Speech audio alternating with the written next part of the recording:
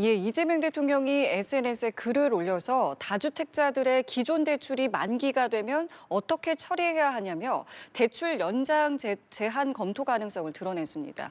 이 대통령은 소셜미디어를 통한 직접 소통 방식으로 이 다주택자 규제 및 또 부동산 안정화에 대한 다각도의 해법을 제안하고 있는데요.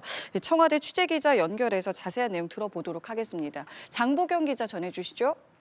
네, 이재명 대통령이 한밤 부동산 SNS를 재개했습니다. 이 대통령은 오늘 X에 다주택자들의 기존 대출은 만기가 되면 어떻게 처리해야 하나라는 제목의 글을 올렸습니다. 이 대통령은 집값 안정이라는 국가적 과제를 해결하기 위해서라도 자가 주거용 아닌 투자, 투기용 다주택 취득에 금융 혜택까지 주는 건 문제가 있다고 말했는데요.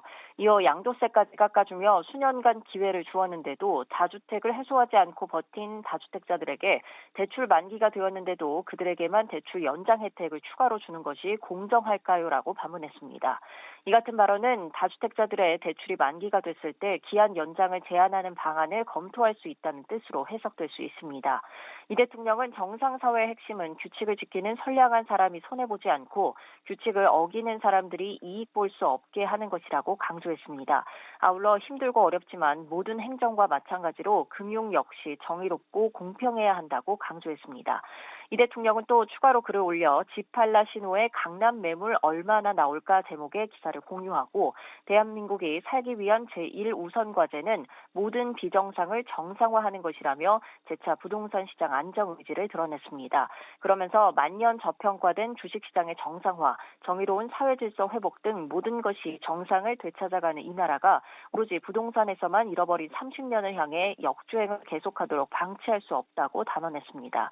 이 대통령은 특히 다주택자들이 이 좋은 양도세 감면 기회를 버리고 버텨서 성공한다는 건 망국적 부동산 투기를 잡으려는 이 정부의 부동산 정책 실패를 의미한다고 지목했는데요.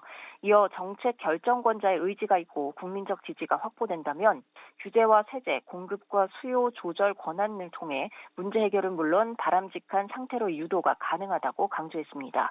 이 대통령은 시장을 이기는 정부도 없지만 정부를 이기는 시장도 없다. 균형추는 상황의 정상성과 정부 정책의 정당성이라며 지금 시장이 정상인가, 지금 정부가 부당한가라는 질문에 답을 해보라고 질문을 던졌습니다. 지금까지 청와대에서 전해드렸습니다.